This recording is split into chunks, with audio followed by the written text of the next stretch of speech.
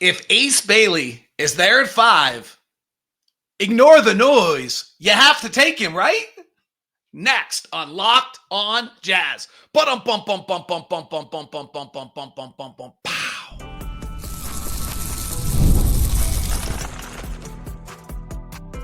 You are Locked On Jazz, your daily podcast on the Utah Jazz. Part of the Locked On Podcast Network. Your team every day. How are you? I'm David Locke, radio voice of the Utah Jazz, Jazz NBA insider. This is Locked On Jazz, your daily podcast on the Utah Jazz, giving you insight, expertise, geeky numbers, and hopefully making it way better to be a Jazz fan each and every day. It is NBA Draft Week. We are here. I am back. Leaf Tulane, thank you very much for filling in great interviews with Andy Larson and Tony Jones last week that are worth going back to get. Also, a lot of great other stuff. Knows the draft better than I do, frankly. So super work by Leaf Tulane. We are loaded on today's show. A new style of star, something never happened before, happened last night when the Thunder won the championship. Durant goes to Houston. We'll touch on that. I'm hearing a lot of things to me that are bad decision-making, way to make bad decisions. We'll touch on that. And we'll hit the latest on the NBA draft news with Ace Bailey bouncing all around the board right now to start it off. I have to share with you, thank you to the everydayers that are out there each and every day. Appreciate you being there. And thank you for making Locked On Jazz your first listen. I have to share with you, I'm like in a minor panic right now. I just got back and I went into my files to pull up all of my 8-10 years worth of NBA draft research, and it's gone. It was deleted. Now, there are a bunch of people who have access to that was deleted while I was gone. So I seriously thought that the Thunder winning the NBA title was the worst thing that could ever happen in my life. And now worse has happened. That all of my years of NBA draft research and all of the numbers and this year and everything deleted. Ah! I don't know by whom or what or how, but it's gone right now. There is a chance that I have a savior out there. I've been going back and forth with Andrew Lambert, who's a Locked On Jazz listener who built a bunch of spreadsheets and work off the data, and he might actually have it, which would be the greatest fluke of all time. All right. The number one draft story of the week is the mystery around Ace Bailey. And Ace Bailey, for those of you that are new to this, Ace Bailey is a 6'9", 202-pound, 7-foot wingspan, 19-year-old who played at Rutgers last year, who at different points of the draft was thought to be either the number 2 or the number 3 pick of the draft. And all of a sudden, he's got an agent that's inexperienced, that may not even be certified, who cancels workout with Philadelphia, and he might slide. Let me say this first. I don't think he's going to be there at 5. I think there's a lot of noise and a lot of stuff. And when we get there, we're going to get there, and he's not going to be there at 5. I've seen this game before. He doesn't get to 5. But if he gets to 5, you have to take him, right? So let's talk about it. First of all, this is the time of the year where I begin to hear things that are why such bad decisions are made. That will be the next segment predominantly. But he's not doing workouts and he's doing this. Who freaking cares? He's 6'9". He's got a 7-foot wingspan. He's got a 8'11" standing reach. I don't think it's quite that, but it's pretty impressive. Who cares? Let's remember he does have an 8'11" standing reach. He's born in August of 2006. He's legitimately 19 years old. So let's just say for a second, someone around a 18-year-old signed him up with a bad agent who might have paid him with his family when he was 15 or something. Who knows? That's not his fault. That doesn't matter. What leads to really bad decision-making this time of year is when people start to get worried about things that don't matter. They are not relevant today. I don't care. What I care about Ace Bailey is he's 6'9". He's 202 pounds right now. He's frankly almost the exact same body shape as Taylor Hendricks when Taylor Hendricks came to the Jazz, and Taylor Hendricks is now huge. What I care about is this guy can shoot, and he's 6'9". We can talk about bad shot selection, didn't pass, all these other things, right? Shot 40%, 39% on catch and shoot threes last year. Okay. This guy was the Gatorade Player of the Year out of Georgia, which is the same thing that Dwight Howard and Anthony Edwards and every other Derek Favors. He was McDonald's All-American. He was part of Team USA U17. He was a Nike Hoop 7. He was a Jordan Brand Classic. He didn't have a great year at Rutgers. He is a explosive 6'9" wing who can make shots. He might be the best pure shot maker in the class. He took a bunch of terrible shots. A lot of them went in. By the way, this goes a little bit to the Luka trade to me. You know why you have an organization and you know why you have a coaching staff is so you can get talent like Ace Bailey and put him in an environment to succeed. So let's say he's a gunner that shoots too much. Well, then coach him. Let's say he's a little bit loose and immature, then help him mature. That's your job as an organization. That's what you're doing. That's why there's a front office. That's why there's a player services staff. That's why there's 13 coaches. There's the thing that the stuff we're hearing right now, to me, is irrelevant. It's also how you make bad decisions, as I said. So let's talk about one of them I keep hearing. When we talk about Con Knippel versus Ace Bailey, Tony Jones and Leaf Tulane had this conversation. And the general consensus was that Ace Bailey's ceiling is higher and his floor is lower. Okay? And that the even-keeled, like Con Knippel, will be just kind of a solid, safe pick. All right, I couldn't disagree with this more. How many 6'9" guys that can shoot don't make the league? Like, I don't think there's a safer thing than drafting a 6'9" kid who can shoot and is athletic. Like, that's maybe the safest thing you can do. Find me 6'9" who can shoot and are athletic who bust. Find me 6'6", 225 or 235 pounds, I think is Knippel. Big. Without a lot of verticality. Who can shoot it great. That aren't elite athletically. Like on his drafting combine numbers, I think he was both good and bad. Who bust? Lots. So I would argue the 6'9" floor of Ace Bailey is far less. Is he lacking maturity? Sure, he's 19. Does he have bad advisement? Sure, he's 19. I don't care about those things. Did he not pass last year? Yeah, he didn't pass last year. Coach it. Has he been such a dominant player his entire career, scoring 35 points a game in high school, that he doesn't know how to play with teammates yet? Yep, coach it. The kid scored 32 points a game in high school. He doesn't do a great job of getting separation. Okay, Mike, I think that's legitimate. Might prevent him. He might just be Jabari Smith. Oh, okay. He's a 6'10" three-point shooter, can defend the rim.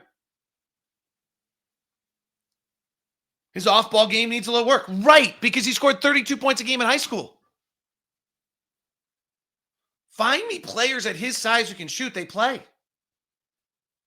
he Brandon Miller? Is he Keegan Murray? Is he Jason Tatum? Is he Jaylen Brown? Is he Andrew Wiggins? Let's go compare all those numbers to what he was in college. But we seem to have forgotten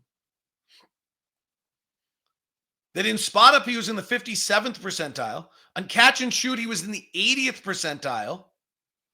He actually pick and roll ball handed a lot last year. In fact, the same amount as most of these guys. He had pick and roll last year. Ace Bailey at 6'9" ran the pick and roll last year.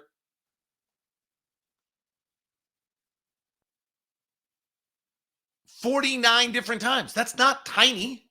He wasn't brilliant, but he did it some. He wasn't a wow factor numbers wise, but he wasn't bad. And you can find some guys whose numbers are a little bit better, but not a lot. So if Ace Bailey's at 5, yeah, you might have to take him. My guy Trey Johnson could be there too. And frankly, I don't think a lot of guys bust who can shoot like that. But, like, I talked to a guy in a league, and he gave me his top 10, and Trey Johnson wasn't on it yesterday. I asked why. He's probably 11, but all he does is shoot. That's the complaint. Bad decisions get made this time of year. Little Daniel Kahneman, Adam Grant, Daniel Pink, a few other philosophers, if you've ever heard of them, modern day writers, next on Locked On Jazz. The Monday edition of Locked On Jazz is brought to you by Murdoch Chevy, located in Woods Cross and in Logan. The Chevy truck, the Silverado, the Colorado, absolutely fantastic. One of my buddies who actually used to be a coach of my kids in Little League, Bart Adams, reached out the other day because he wanted the 2026 Chevy EV Trail Boss. So we set him up with a VIP meeting over at Murdoch Chevy and got him hooked up with the director of sales over there so that he could get the great Locked On experience. And hopefully he's got himself lined up with a new Chevy truck coming. The Murdochs have been in Utah for over 80 years, making sure you get the no regrets experience. Chevy is Americana, and the Murdochs are Utah, so it's the perfect combination in Woods Cross or in Logan. If you're going to stop by, email me first so that we can give you the VIP treatment that you deserve at Murdoch Chevy. Today's show is also brought to you by Olipop. Olipop is a new kind of soda made for people who love the classic taste of soda but want something that supports their health. With just 2.5 grams of sugar and 9 grams of prebiotic fiber in every can, Olipop is reimagining soda in a way that's better for your gut. Traditional sodas, 39 grams of sugar in a Coke or 44 in an orange Fanta. Olipop flips that script with just a fraction of the sugar, no artificial sweeteners, gut-friendly ingredients like Ollie Smart, a blend that is shown to support digestive and overall health. Gut biome stuff matters. It's soda that tastes like real thing, but actually does something good for your body. So check it out. Olipop with Ollie Smart. Swap out your regular soda for Olipop and find out how you feel without that sugar, with a healthy gut, and see the difference that Olipop can make compared to traditional soda. Get a free can of Olipop. Just buy any 2 cans in a store, and they'll reimburse you for one of them. Head to drinkolipop.com/LockedOnNBA to claim your free can and find Olipop, Olipop, near you. That's drinkolipop.com/LockedOnNBA. There are a ton of different books, thoughts, trusting your intuition, think fast, whatever, slow by Daniel Kahneman won the Nobel Prize. Adam Grant's written a bunch of different books, a great book he wrote about the different types of people in the world that are either givers or takers or matchers, all sorts of stuff. And there are a bunch of theories out there on what is good decision-making versus bad decision-making. So recency bias is one of the greatest ways to make bad decisions. That's the whole Ace Bailey thing I was talking about. We are now worrying about stuff on Ace Bailey that to me does not matter. Okay, if he doesn't, like a little bit also like the VJ Edgecombe is interviewing brilliantly. He's okay, great. and super and matters. And if he plays hard, and if he knows he's going to play hard, that's great. And if there's things in their personalities that make you believe they won't play hard, that matters. That's a piece of the puzzle. Whether the agent hasn't worked out for someone is not a piece of the puzzle. John Hollinger actually once said to me, if I could do anything in the draft process, he'd get rid of workouts. Because they create a recency bias that leads to bad decisions. There's another one that I'm hearing a lot. I actually heard it from Leaf a lot. I love Leaf, but I can disagree with him. Leaf's logic on drafting is that we have to draft in a certain fashion because we lost so many games this year. That how we approach the fifth pick, because we lost 65 games this year, changes the way we address the fifth pick. To me, that's how you make bad decisions.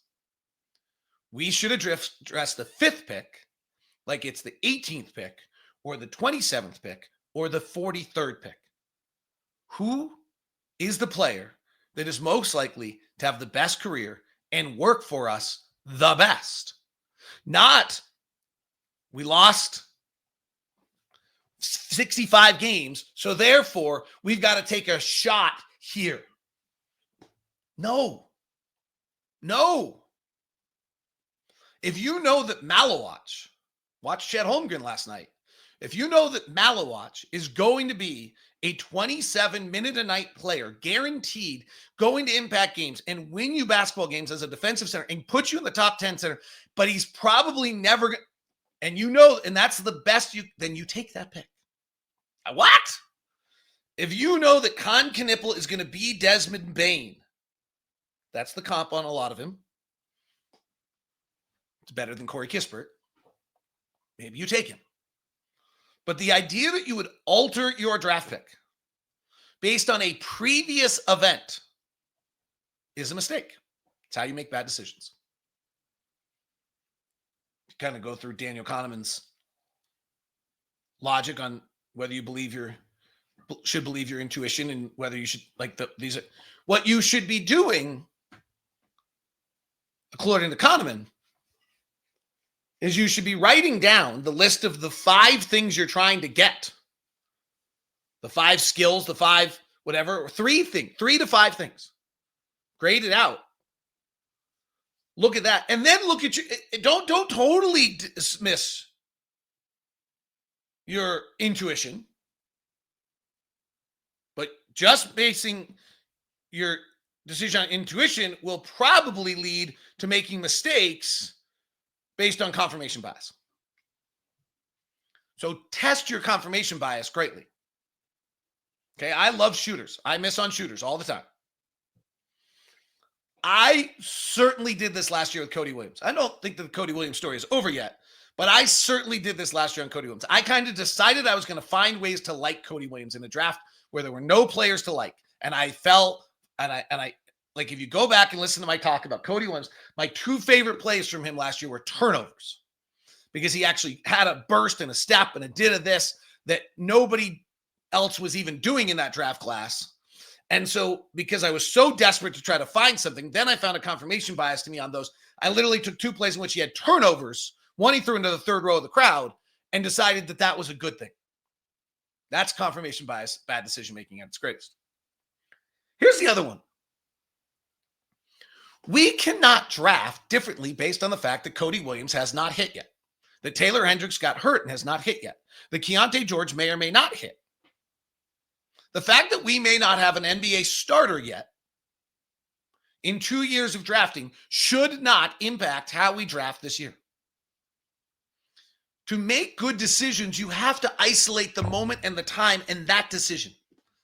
And the more I hear this other stuff, I get nervous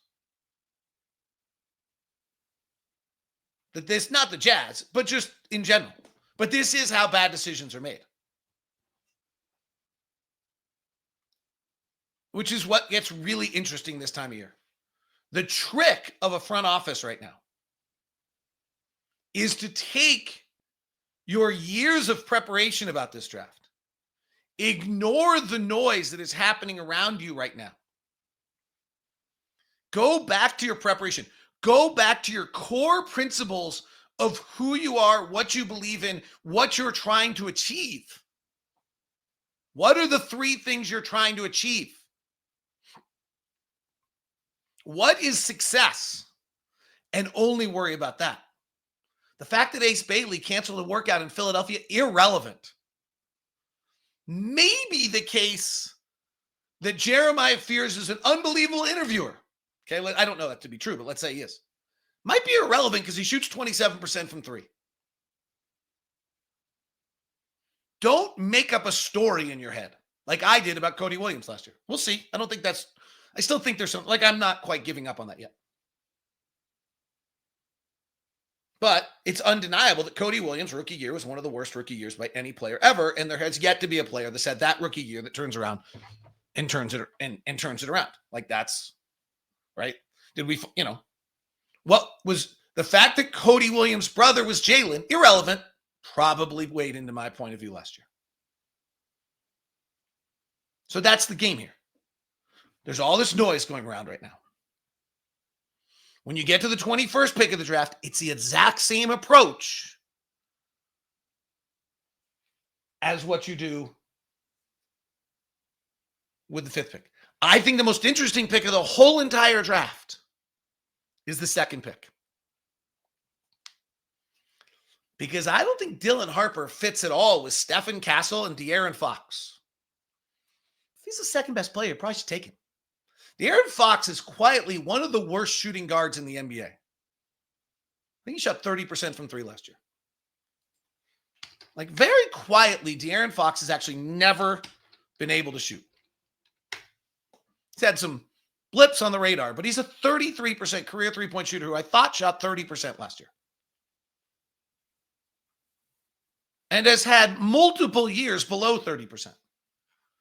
Stephen Castle can't shoot yet.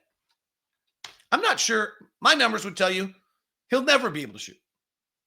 He couldn't shoot in college. He was below the threshold numbers we have for this.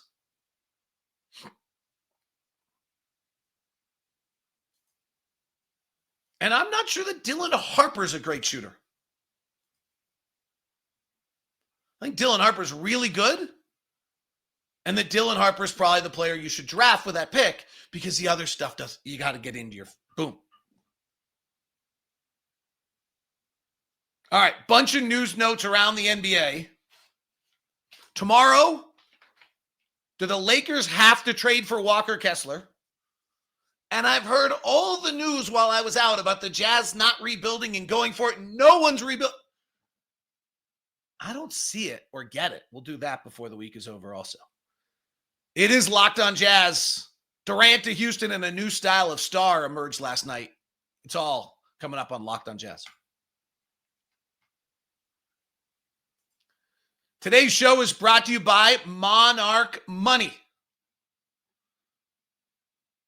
Ever check your bank account and wonder, where did all my money go? Yeah, mine all just went on a vacation. I am perfectly aware of where it all just went. Between dining out, online shopping, and entertainment, it's easy to lose track. That's where Monarch Money comes in, your personal CFO, giving you full visibility and control over your finances. Monarch Money isn't just a budgeting app. It's a complete financial command center. You can track all your accounts, investments, and spending in one place. So you stop just managing your money and start building wealth. I think this is important. We talk about Monarch Money, and I've done these ads a few times. It also can tell you a lot of good news. Like, we use Monarch Money, and we were really pleased with some of the stuff we saw, like where we were managing stuff until this vacation. This will be a joke, but really, I think you can get surprising insights that are both good and bad. Yeah, you can find out you're spending too much money on food delivery. You can also find out that you're being really judicious on a lot of stuff. So it's all in one convenience. Instead of juggling multiple apps, Monarch Money lets you check your finances, track spending, even plan long-term goals. It's easy collaboration if you're doing it with a partner. It's all there. So take control of your finances with Monarch Money. Use the code LOCKEDONNBA at monarchmoney.com for 50% off your first year. That's monarchmoney.com, code LOCKEDONNBA for half off your first year with Monarch Money.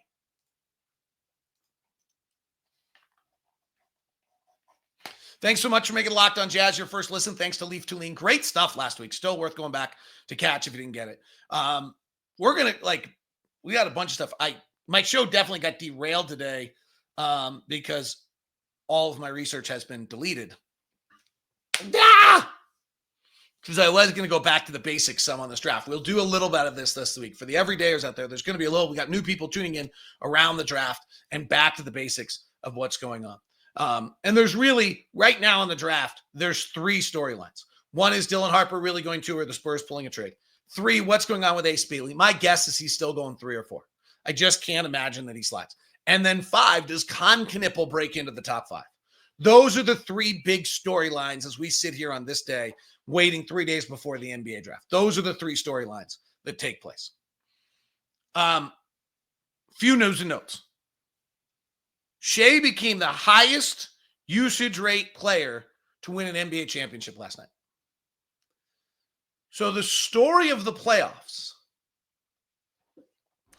has been that the story of the season is that the new collective bargaining agreement has made it impossible for star-heavy teams with all of their salary, top-heavy salary, to build deep enough rosters to be able to win in the playoffs and maybe even the regular season. Philadelphia, Phoenix, Milwaukee, Denver. And that the Indianas and the New Yorks and the Minnesotas and the Oklahoma Cities, who have spread their money out a little bit more and have a depth of 240 minutes, have been able to be the teams that have success in the playoffs. That is the story of the 2025 NBA season. But what's interesting about that is it led to Shai Gilgeous-Alexander, the highest usage rate player ever to win an NBA title. So as the stars get pushed around the league to all 30 teams, because you can't be as top heavy as you once were with the salary at the top, does this suddenly mean that higher usage rate players are more valuable because you're not distributing the possessions amongst a multitude of stars on your team? And suddenly really needing to have a ball handling scoring guard, Tyrese Halliburton, Anthony Edwards, Jalen Brunson, Shai Gilgeous-Alexander, is going to be incredibly vital to your success. Maybe. I think that, at least in this draft, puts some level of Trey Johnson. I don't know if he's really that ball handler, but he's probably the one guy who can score 20, 25 points a game. Kevin Durant to Houston. In my mind, there's a little taint on Durant, right? You can't suddenly have every environment you're in go wrong for a multitude of times and not have a little concern on what Houston just got. With that said, that's about as good a fit.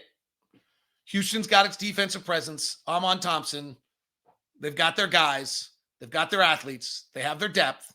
They moved Jalen Green. That's not a problem for them to move. In fact, I think they're glad they got off of Jalen Green. I think they've been waiting to try to figure out what they had in Jalen Green and maybe just decided they didn't have something. And they did not have a bucket getter. That was obvious in the playoffs. It was obvious all year long with Houston that they could not win while being 29th in the league in shooting. And they didn't have anyone that really opened up shots for anyone else. So that's pretty good. Bradley Beal, latest news, still the rumors are he will either be traded or bought out in Phoenix.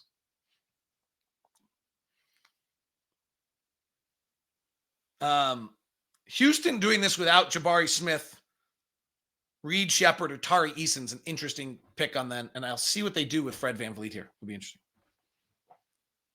So the NBA over the last few years has been working very hard to create parity. And we now have 9 champions in the last 12 years and 7 straight champions that are different.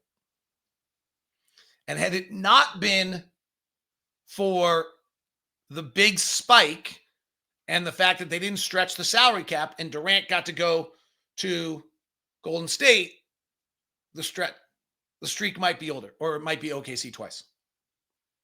But as a small market Jazz fan, 7 straight champions, 9 in 12 seasons has to be a model that makes you fairly optimistic.